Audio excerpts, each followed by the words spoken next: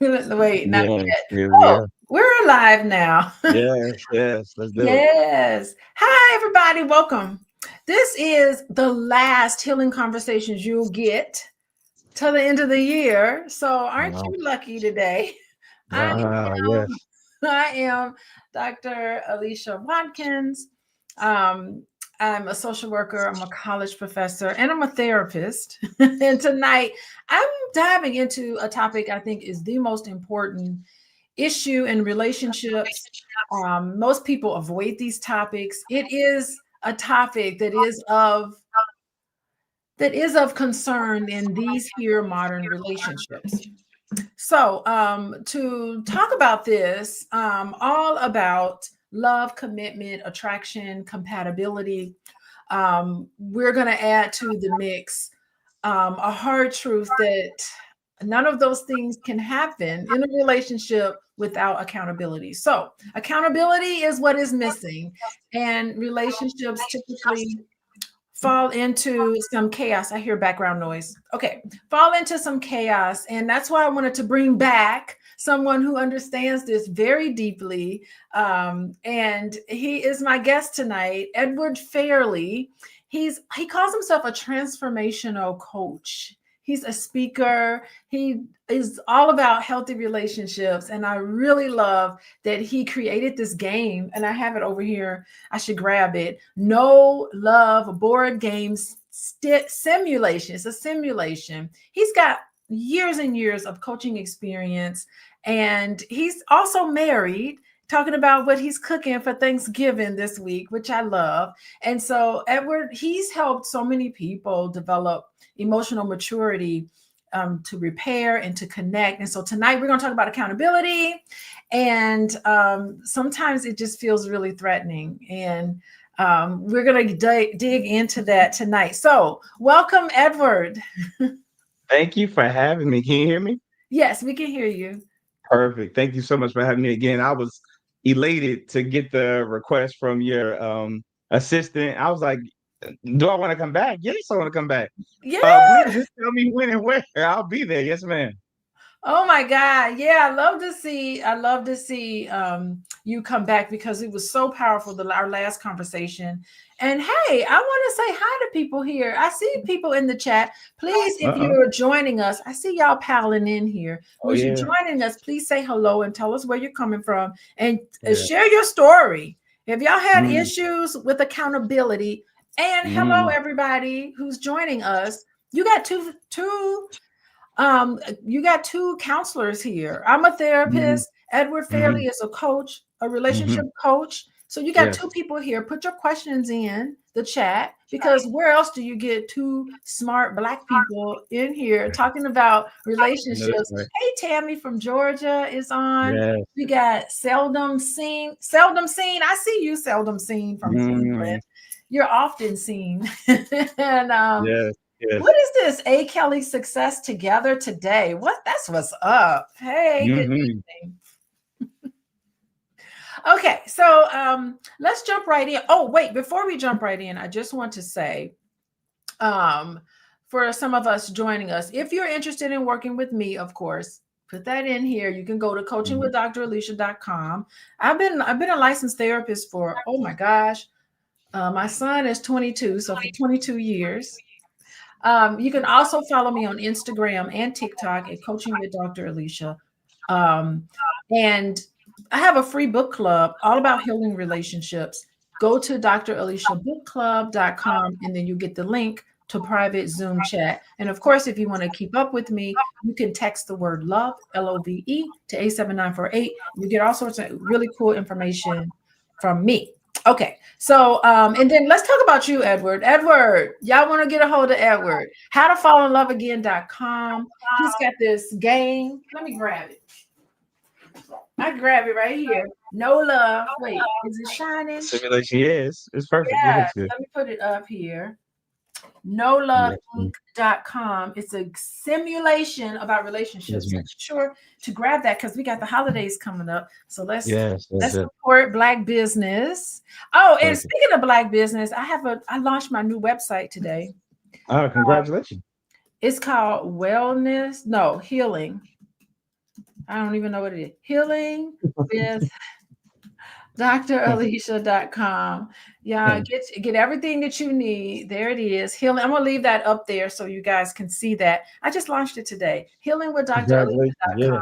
I'm leaving it up there, all about healing products. Every single product, I handpicked it, handpicked the scents, the medicinal effects that it has on you. Please be sure to go to healingwithdralicia.com. Okay, so we got to get right into it because we don't have that much time.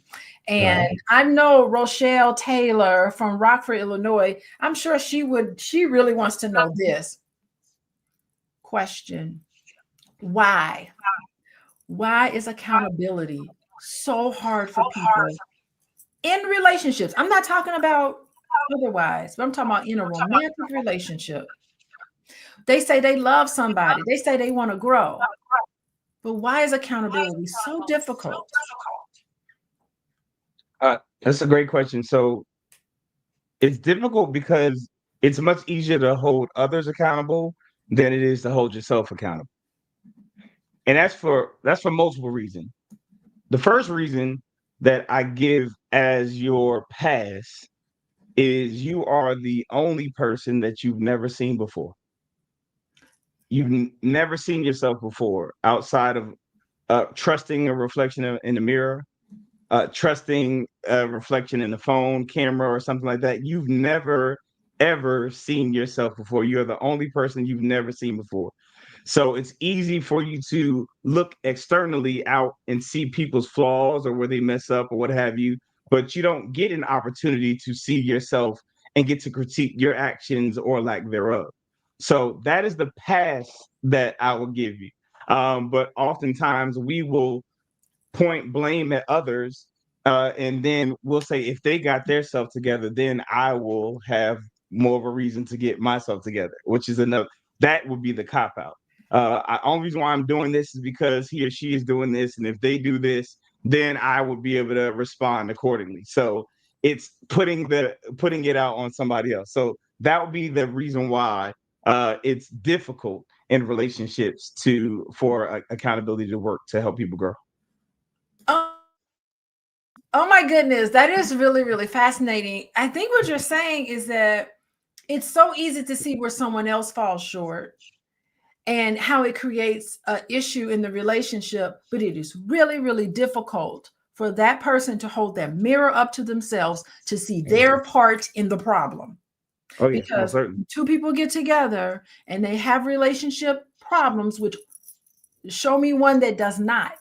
That's right. But to manage those problems, you need to say the words, I am partly to blame. Oh, yeah, most certainly. Why can't we say now, we can't say that? I know that I am partly to blame. If people went into relationships with the ability to say those words, hey, I know we're going through a tough time right now. I know I'm partly to blame. If y'all just said that to one another, it instantly brings the tension down in the relationship. Because not to have problems, not to have issues and conflict, that's unrealistic. But to deal with those by just saying, I am partly to blame, is going to require what you said, require you to be able to be reflective and to see how you are contributing to it. Most certainly. And that's where conflict comes into play in relationships in the first place, because a relationship is literally living in a mirror. And if you can't stand what you see on a day-to-day basis, that's where you're going to have problems with yourself, because you're going to see that you have not been cleaning up behind yourself. You're going to see that you're not a good communicator. You're going to see all of these things, and they're right in your face. You cannot hide anymore. Once you become a partner, you're married and you live together, there's no more hiding. So you are going to see yourself through the reflection of your mate every single day. And if you have a problem with that and you're not willing to get that crud off your lip, the toothpaste that you missed, whatever that is that you're getting to see on a daily basis, you're not going to be able to grow and fix the issues that are in the relationship. Woo. I mean, come on. You can't stand what you see. To me, that signals people come from such a place of shame. Oh yeah, most certainly. And that shame starts getting into childhood wounds. Mm-hmm. And childhood wounds, that's where you start bringing up stuff. Like that's core issue. When I hear people who can't take accountability because they're not able to reflect about how they played a part in the situation, they can't say I'm partly to blame. You got a bunch of people walking around thinking there's something wrong with me. Oh yeah. They Most can't certainly. take accountability because it is a catastrophe to their own sense of self to take accountability. And that instantly tells me that there is some childhood wounds that is gets to the core issue of why people in relationships cannot be accountable, can't say, I did that, that was wrong, I am so sorry, let's make it right. I understand how my actions hurt you, and you didn't deserve that. Some people would rather jump off a bridge than to be able to say those words because of the shame that they carry with them. Well, there's so many things that trains a person to not hold themselves accountable. So we can bring up childhood traumas. We can even bring up the education system. If we're taught to not be wrong, we'll try to hide from being wrong, as opposed to learning that being wrong is an opportunity for growth. Even if we think about, and people are thrown off when I say this, because I had a guy that asked me, said, how do you build trust in a relationship? I said, to be honest with you, the way to build trust in a relationship is disagreement. And he Yes, was thrown off. He said, wait, what? yes, The way to build trust in a relationship is through disagreement. I said, I'm not intentional about it, but I do look for, if I have a new relationship that I begin, and this doesn't have to be romantic, it's just in general. If I have a new relationship that I begin, I look for opportunities to have disagreement. The reason why I do this is because until I have disagreement, you don't know that I will disagree with you. You might feel that I am just going to take your side. I'm going to agree with everything that you say and what have you. And it's not until I have a disagreement with you. But with that, followed by with my disagreement, I'm not bashing you. I'm just showing you that I just don't agree with you. And I give you a safe place to have your opinion about whatever it is that you're thinking. And there lies the trust, because now you trust me not to use what you said that might be something that I disagree with in a manner that I put it in your face or cause harm. You just understand that I will and I'm willing to disagree with you. So when I am honest and I do agree with you, you know that that's true. And you also know that when I disagree with you, you know I'm going to be honest. So you can't find honesty or trust without some kind of conflict, because that's where the depth and the intimacy truly comes from. it's a paradox that people Yeah, don't understand. People don't understand. They think that yeah, the road to this wonderful marriage or wonderful relationship is paved with this yellow brick road full of roses and that's it. rainbows, and it is Mm, not, because you don't mm, know somebody until you that's have correct. a disagreement with them. And That's that's the correct. thing. How comfortable are you with difference? I Yes, well can't said. tell you. How do you expect somebody to just abandon their entire background, what's important to them, things that are mean to them, and just come and just forget about who and what they are so that they can just agree with you all the time? And it's Yeah, that agreeableness that I feel like mm, it's just people get torn apart by that. They yeah, really most certainly. are unrealistic to think Yeah, that another person, because you're married to them, that they have to be an extension of who you are. They are not yeah, able to honor and respect a person's individual differences. As far where I'm sitting as a couples therapist, where be I'm passionate about sitting it. as a couples Go in, therapist, go in. I see difference as complementary. It very much so is. And Yeah, it is most what certainly. makes the family unit healthy. when people are allowed to be their own individual selves, because everybody has strengths and weaknesses. You're not Most supposed certainly. to be good at everything together. You're Yeah. supposed to have differences. You're supposed to be able to allow differences. Oh my God. Hey, I see y'all coming in. I see people Yes. coming in. Yes. I see y'all piling into the chat. I see people coming in, watching us. Listen, we are talking about love without accountability. It ain't nothing but chaos. The road is not going to be a yellow brick road to eyes. Thinking that everything, I got my green on today for Alphaba, but that yellow brick road is supposed to be paved, according to my expert here, Edward Fairley. He's saying it's supposed to be paved with conflict.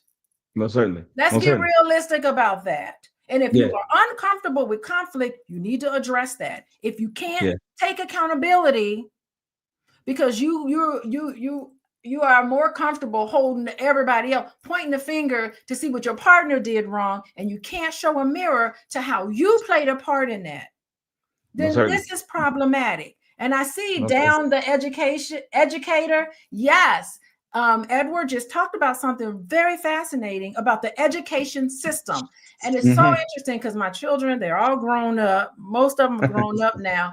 But yeah, educational systems are put together where everything is individualistic. They call it individuation, where you're not really challenged because they don't want you to feel bad about Yes. somebody else knowing more and developing more, that things need to be tailored to your learning and the way you learn instead of you being able to stretch and grow.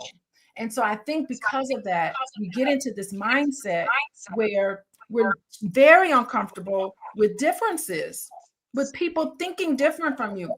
I can go on my Instagram and I know algorithm is going to feed me certain information. They're not going to feed me information that I disagree with, because that's not how the algorithm is played up. So we have a Most bunch certainly. of people who is not comfortable with conflict and hearing another point of view. They're not comfortable with somebody thinking differently from them. Yeah.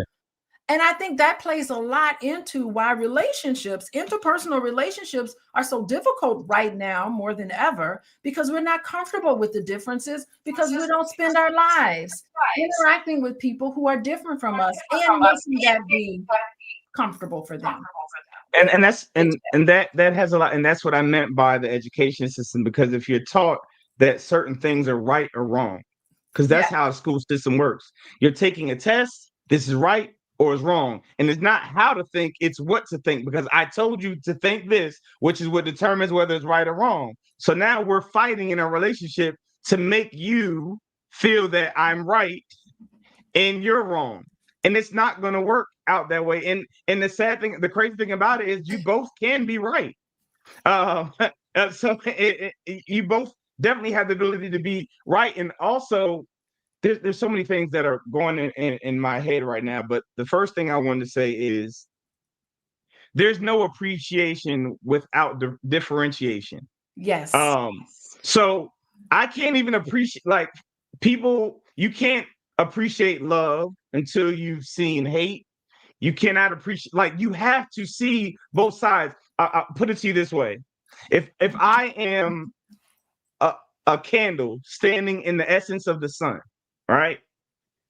And the sun is trying to convince me that I am the light, it's going to be very difficult for me to receive that truth about myself, though I am light as a candle. If I'm standing in the presence of a sun, the sun, and it's telling me that I am the light, it's going to be difficult for it to relay that message to me. But if you take me and you put me in darkness as a candle, I am able to appreciate the understanding that I am light. It's So the it is the contrast. contrast that Yes. allows for me to appreciate who it is that I am. So when we get past this, things are right or wrong, as opposed to this just is here, or this is the way things are here, or this is this person's perspective, mine isn't necessarily right or wrong, and we grow more curious about each other's thought processes, that's where we find intimacy. And that's where we grow collectively in our way of thinking and growing together. You follow? Yes. All And right. what you're saying is so important. And I love the analogy about the getting grades, having a right answer and a wrong answer, because what happens if you get enough right answers? You get on the honor roll. Your name is printed. In my school district, your name is literally printed in the paper. Like No. you are news. And the Yeah. school district pats themselves on the back. And of course, as parents, I think I am a good mama because my kids on their Yeah. honor roll. But Yeah. it's Yeah. so fascinating because I was talking to my daughter recently and she was saying, I want to make straight A's. And she was worried about making straight A's. And I stopped and I said, hold on. What do you mean straight A's? I said, I want to know that you learned something. Well said. Well said. You Well know, said. because when I was in college, there were classes I took that I would just get an A in it and I didn't learn hardly anything. No. But there Yeah. were classes, Yeah. cognitive psychology was one of them. I took that class, I got a Yeah. C in that class, but I learned so So much much. about Yeah. human behavior in that class that it did Yeah. not matter. And I think as a society, we're putting too much emphasis on external validation. Most certainly. That Most I certainly. have to be right, that everything has to be my way, that I can't tolerate Yeah. any pushback at all. I'm a college professor, so I That's know students can't tolerate me critiquing their grade. Like, hello, you need to be open for Yeah. instruction, like I'm Yeah. your Most certainly. instructor. And so that is what it is. It's not the grade that you get, it's what you learned about that person, what you learned Most certainly. about that topic. And so many times we get caught into what's right or wrong, and parents reinforce this education system by giving people money. Every A you get, yeah. I'm gonna get, Yeah. I'm giving you money. Yeah. It's I mean, I'll give a good example of what it is that we're discussing. I remember when we first got married, me and my wife, probably the first year or so, the way that my job was set up, I was a Cox communication technician. So my hours were crazy. I worked like 12-hour shifts. But if I had downtime, I could sneak into the barbershop and get a haircut. So I could, so my timing, I couldn't set up an appointment. I could just sneak in when I could get in. So there was times where I left the house looking like a wolf. All right. I mean, shabby beard, everything, hair. I looked crazy leaving the house, right? But then I had downtime and I was able to sneak into the barbershop, get cleaned up, get my beard groomed, my hair cut or what have you, get a nice line and everything. And then I would come home, and my wife never noticed that I had a haircut. Oh, She would never notice that I had a haircut. Now I pay attention to detail. I see everything. I'm going to notice what's going on. So I projected that thought process on my wife, and it went for about 6 to 7 months, and I was upset. So finally, I got upset enough to say, "Hey, you know what? How can you say you love a person that when I leave the house, I look like a whole wolf, and I come back looking like a human being?" And you don't recognize that I have a haircut. And my wife, she didn't shy away from the accusation, so to speak. She said, "You know what? You're exactly right. I never noticed when you get a haircut." She said, "But I have a question that I want to ask you." I said, "What's that?" She said, "When you don't have a haircut, does sex get less?" She said, "Do I treat you any differently?" oh, She said, "And when you do get a haircut, do you get more sex? Do you get more attention or what have you?" I said, "No." She said, "Because that's not how I see you." yes. She said, "I see you. I'm into you. It doesn't change when you get a haircut or get cleaned up or not.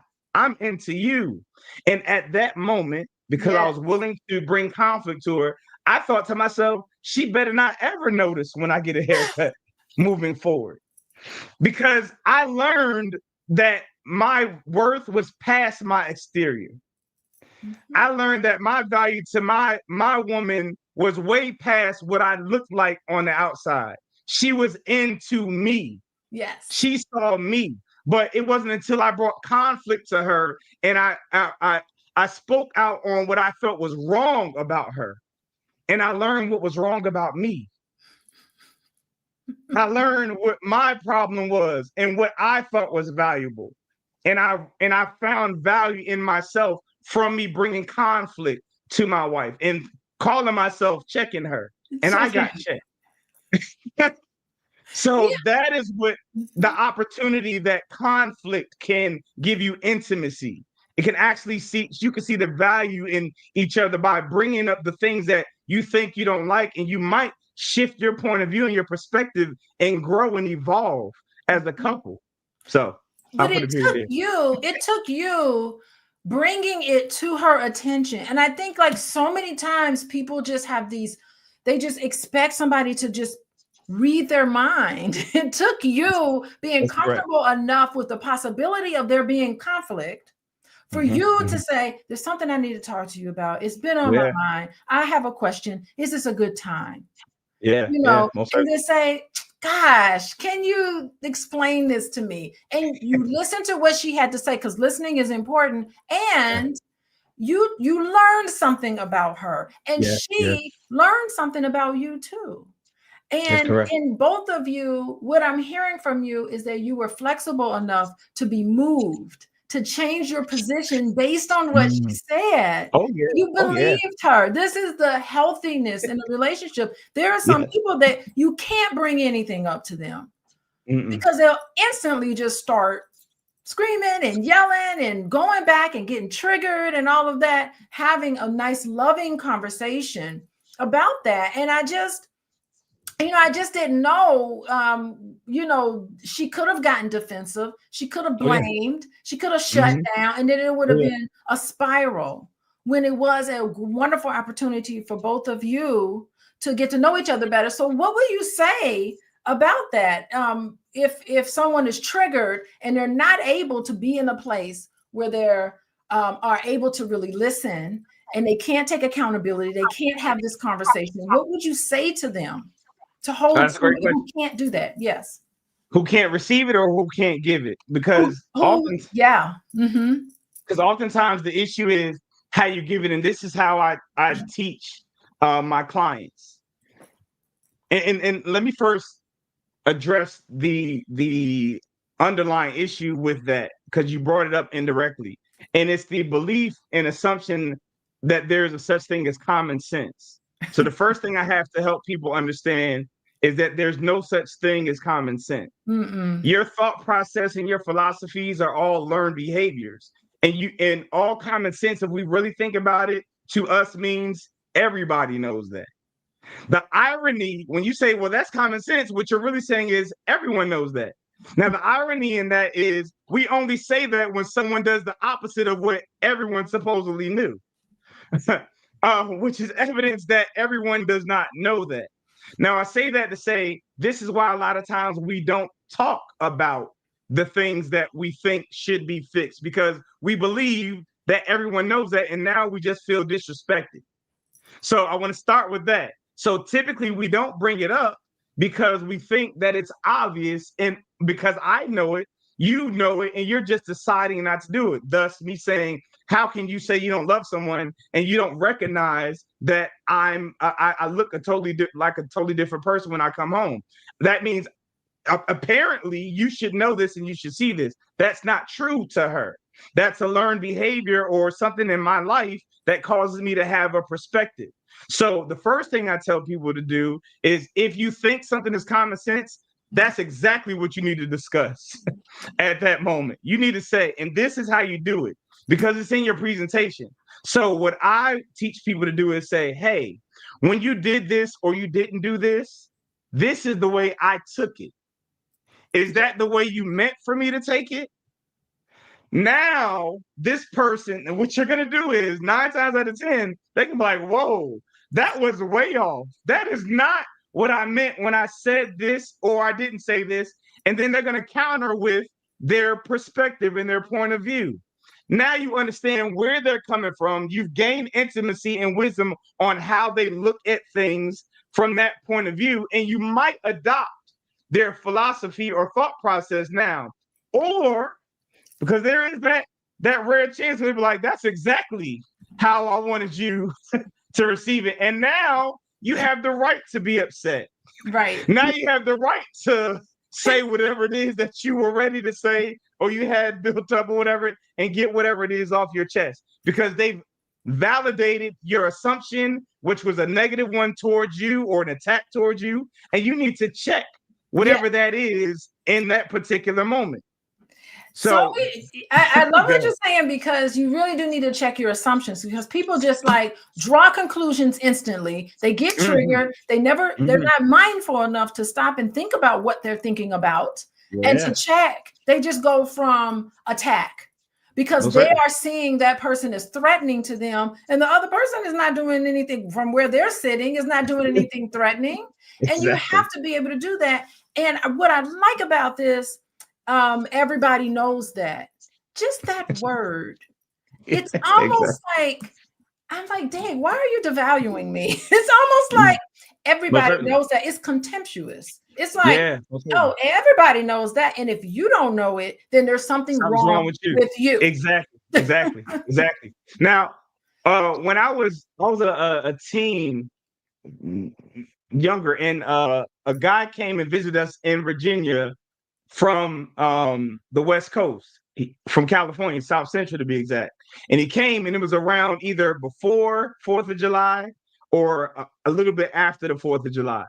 And we're outside playing in the summertime, and someone set off some firecrackers. Pop, pop, pop.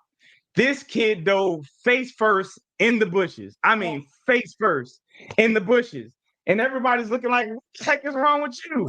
Common sense will tell you it's the 4th of July, somebody set off firecrackers. But if we were in South Central where he was from, and we heard pop, pop, and we just thought because of the 4th of July, everything was cool and we didn't get low, it would have cost us our lives possibly. That's right. Because we didn't know to dive and get down low from where he was, because pop, pop in his backyard means gunshot. So a gunshot. So if we don't know people's perspective, that's why it's so imperative, like you said, to have diverse backgrounds, diverse conversations, to learn different thought process, so that you don't make assumptions and think that your way is the only way, to where everything is a conflict, because the way that you were raised, this is the way that it was.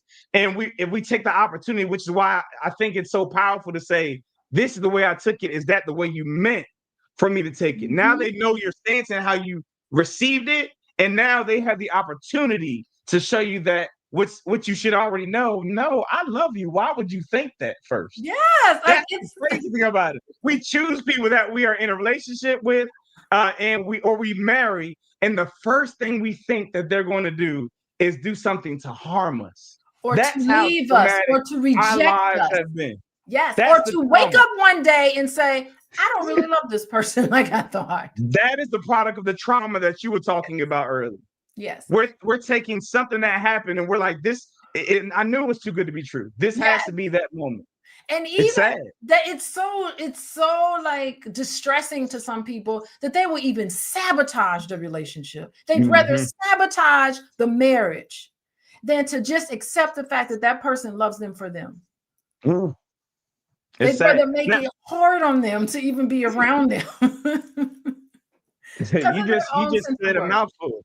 You just said a mouthful, because that like you brought up earlier, like that childhood trauma, not feeling worthy, not feeling valued or whatever, that causes you to put up a mask. And again, going back to being right or wrong. So if you're trying to avoid being wrong, you'll defend yourself to the death to try to be right, and you miss out on an opportunity for growth and evolution. It's sad. But again, if you don't love yourself and you're concerned about losing something, and it could be anything, losing being right, losing a person, which is causing you to hide who you really are. So you never experience love because you've never presented your true self to the person. So even if they've chosen you, you really still have not been chosen, because you have not presented yourself as the true and your true form to where you are chosen. It's just so much.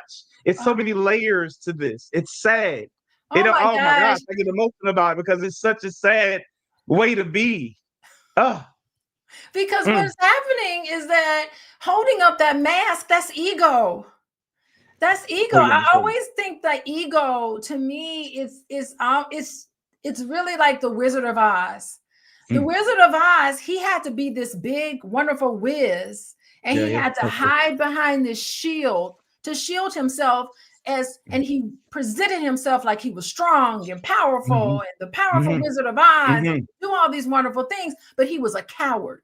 Yeah, most certainly. He was behind the scenes. He was afraid. He was scared. He wouldn't put down that shield. And this is what's happening. If you're led to believe in childhood that there is something fundamentally wrong with you, with the shame, you are never going to be able to have a healthy relationship in your adult life because you can't take accountability.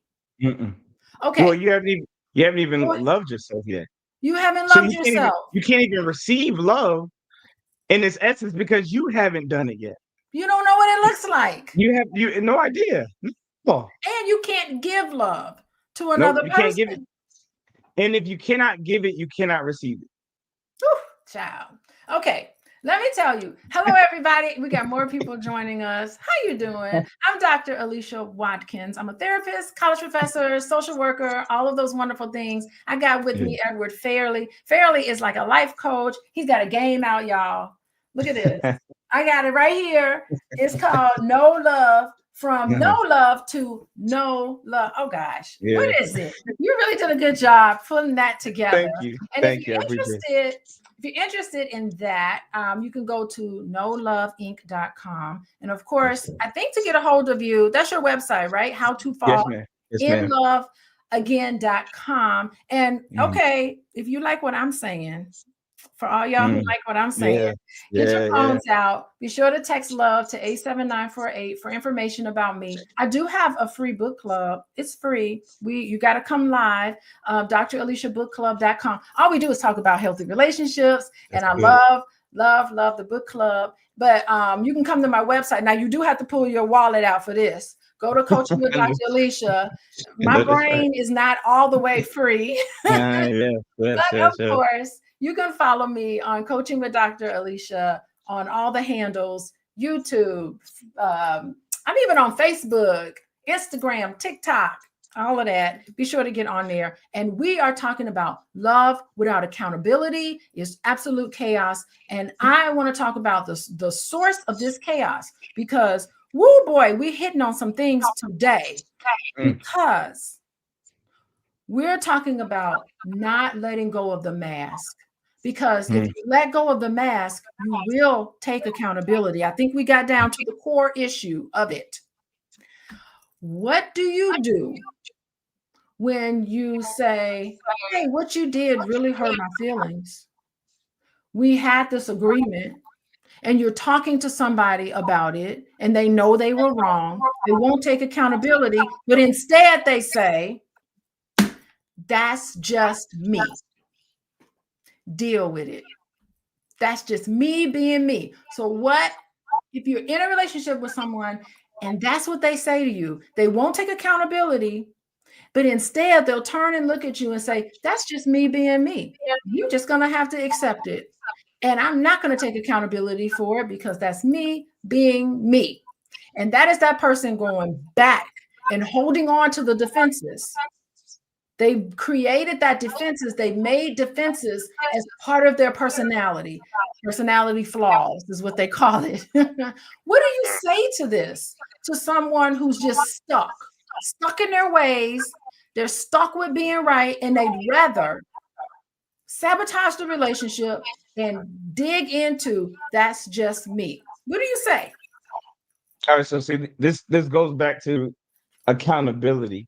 And what I mean by that is you have to have accountability from when you're dating all the way until you're married. So when you have chosen a person that is like that, you have to be accountable for making a decision to decide to be with a person that is like that. I promise you, if you get to that conversation in a relationship, be it you're married or in a relationship, that's not the first time you saw that person.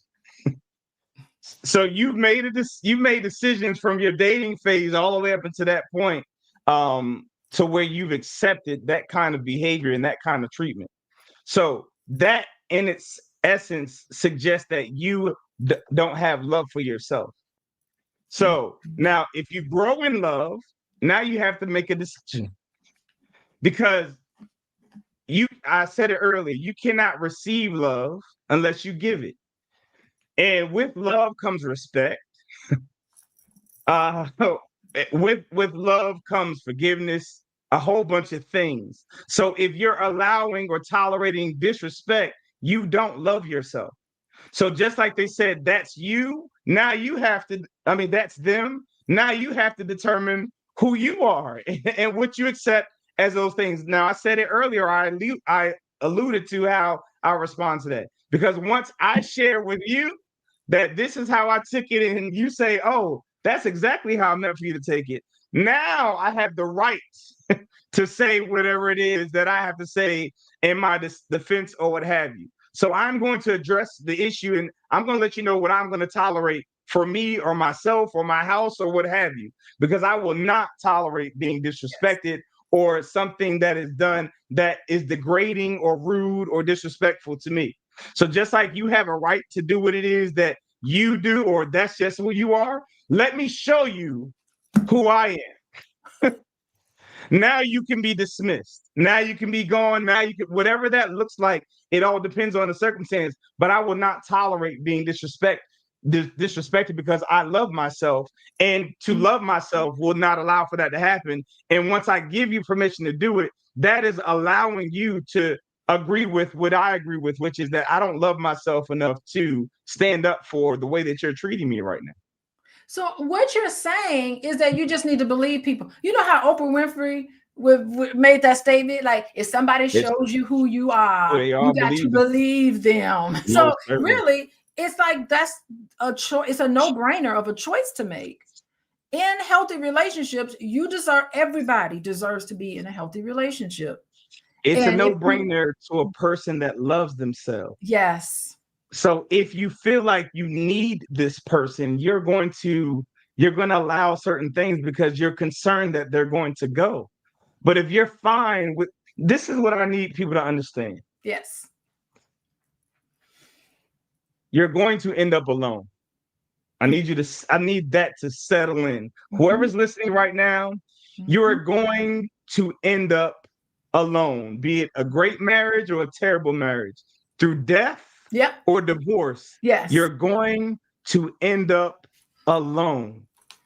It would behoove you to work on having a wonderful and loving relationship with yourself, because you're going to end up with yourself. So you're putting all of your energy in your wife, putting all of your energy in your spouse. You're going to end up alone. Again, be it they die or divorce. The most important relationship you can have is the one with yourself. Because if you master love of self, now you've mastered love and you can give it to other people. But if you're disrespectful to yourself, you're going to allow disrespect. You're going to be disrespectful. You're not going to allow yourself to be forgiven. You're not going to forgive others. It takes for you to do it first in order for you to receive it and for you to give it. And when I mean by for you to receive it, because there's so many people that are actually loved, but because they have yet to love themselves, they can't believe that they can be loved. So even though that they're receiving love, they don't believe that it's happening because they don't think that love is possible for themselves. So their belief about it is preventing them from receiving something that they already have access to. It's sad.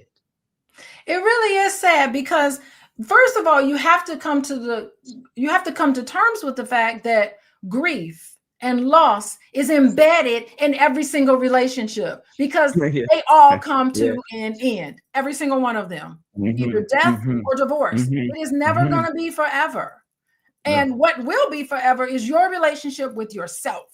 That's correct. And the thing is that, that is a hard thing to come up with. You were born by yourself. You're going to leave by yourself. And that is really what's important to you. And life is short.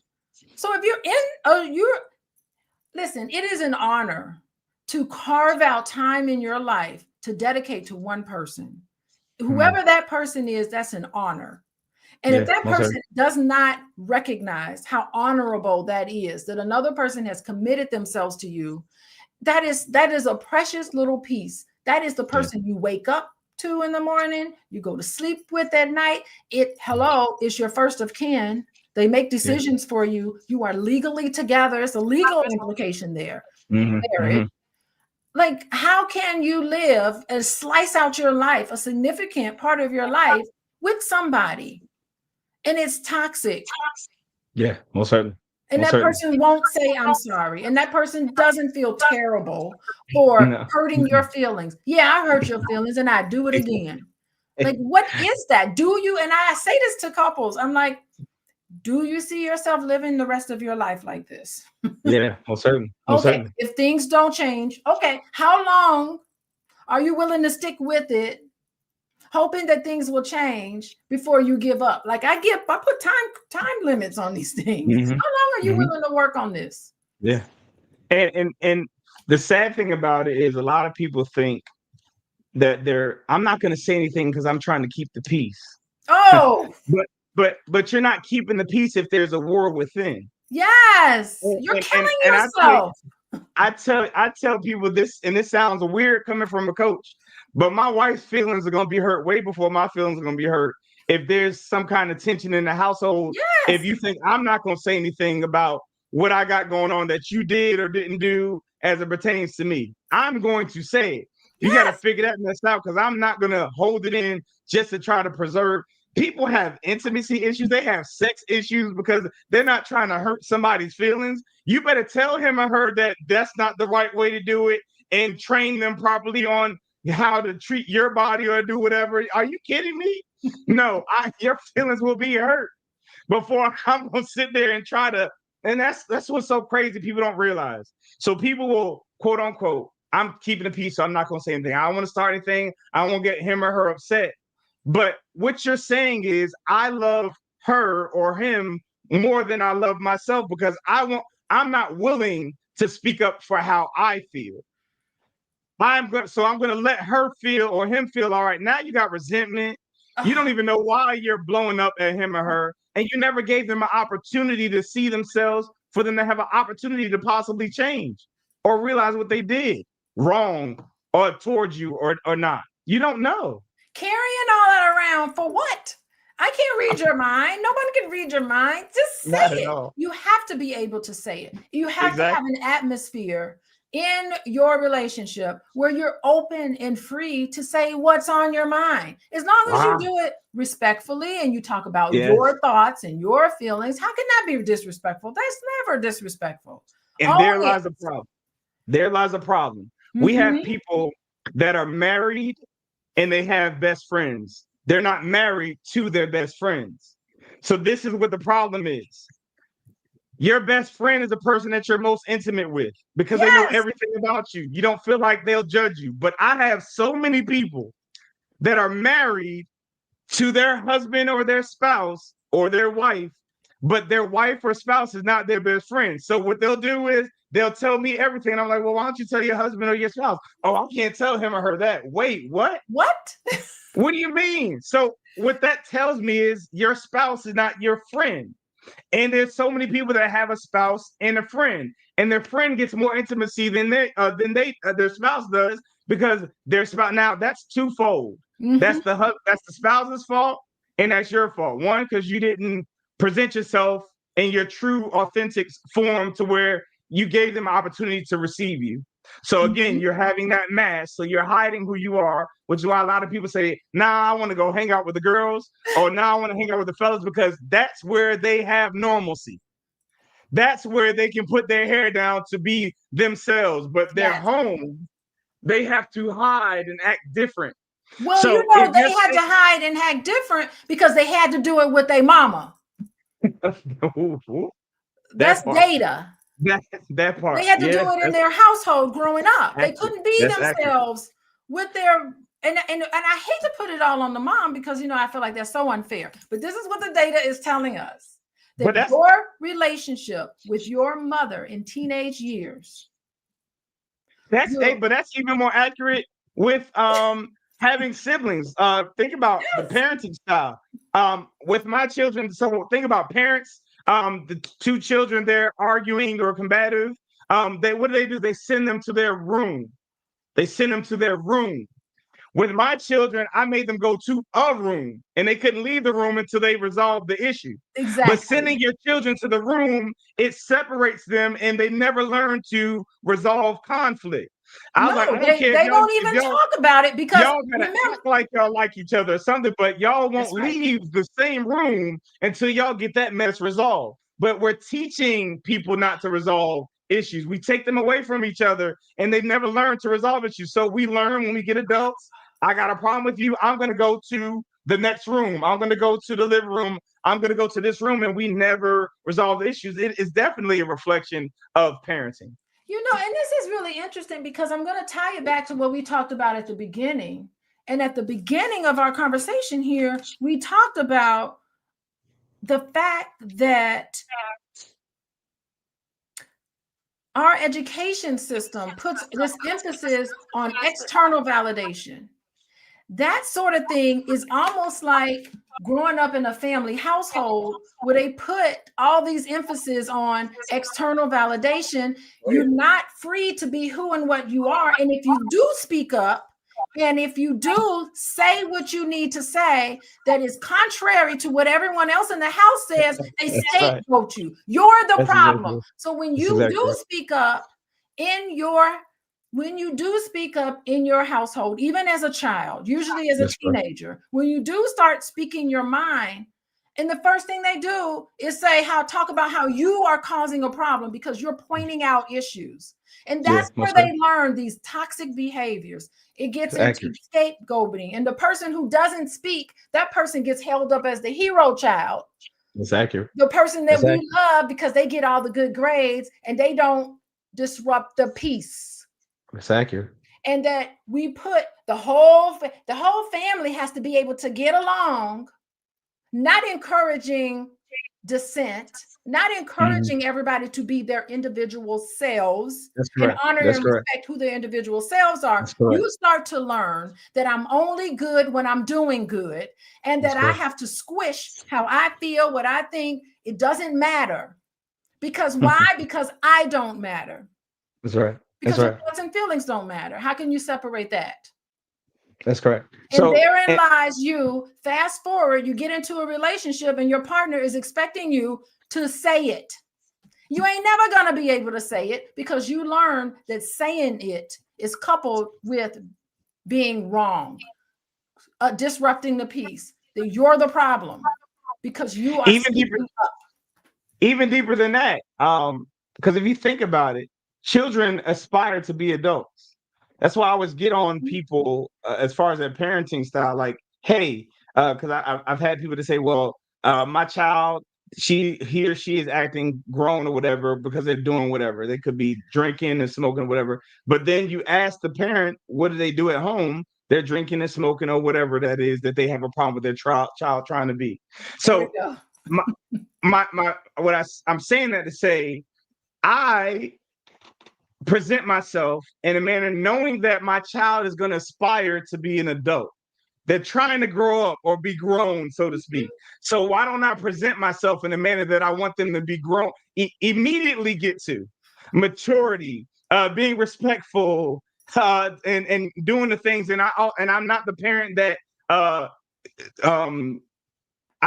that's not your bills, so you don't have to worry about that. You're going to see me paying bills. You see how much bills are because that's what you're aspiring to do yourself. So the point I'm trying to make is when you get to an adult, now you're trying to take those two households and you're now the adult and you're trying to force that into your household as the actual person, the adult with your spouse. So now you're trying to take the rules and regulations from the house you grew up in, and you're trying to put it in the household that you're in, not acknowledging the fact that opposites attract.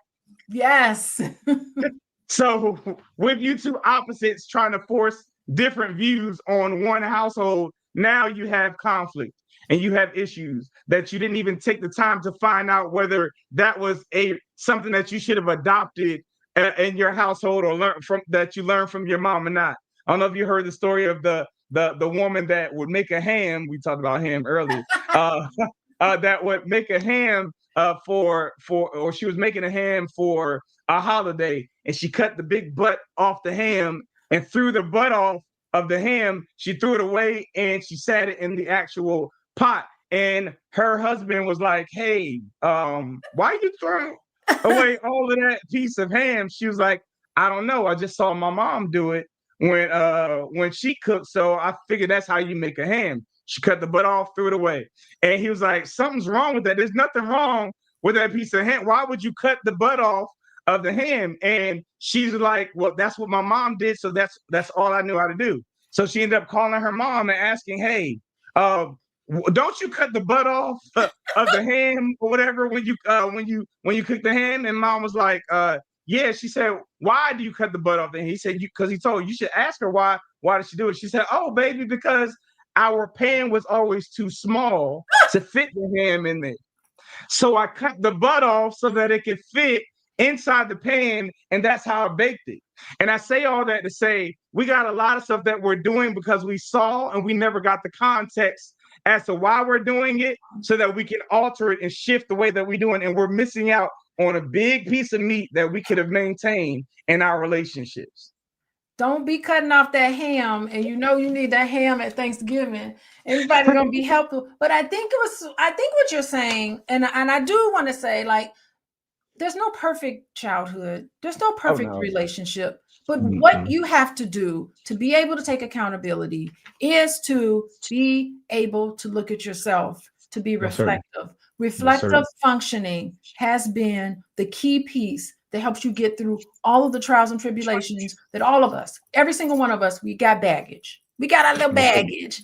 But you have, and then it's like, I'm gonna show you a little bit of my baggage. Hopefully I'm gonna open my closet up and show you what's in my closet a little bit, but I don't want to show you everything because I'm not comfortable. But intimacy is opening your closet and just letting it all out, let your baggage out. And that's how you grow with each other and show accountability. Oh my gosh. Edward, our time is up. I gotta thank you so much for sharing your wisdom with us. Y'all, give Edward a round of applause here. He's so wonderful. Thank you so much. Thank you.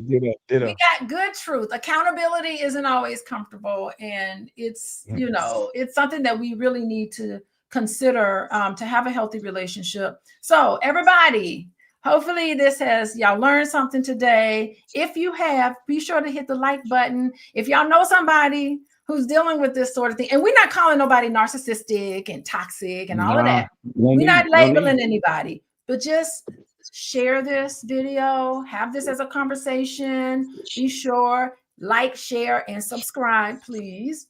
I think conversations like this is important, so we need to get the engagement from all of you guys. Anyway, I just want to say goodbye to everybody. There's my website, Coaching with Dr. Alicia. Follow me on Instagram. Also, as you see, wait, where's my other banner?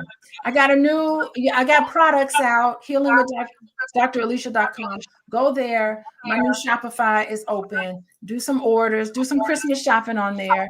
And I'm so happy for everybody. And I will be back sometime soon. I got a big announcement to make, but I'll wait till later. Anyway, thank you everybody for watching. Thank you for growing with us, and Happy New Year, Merry Christmas, Happy Holidays to everybody.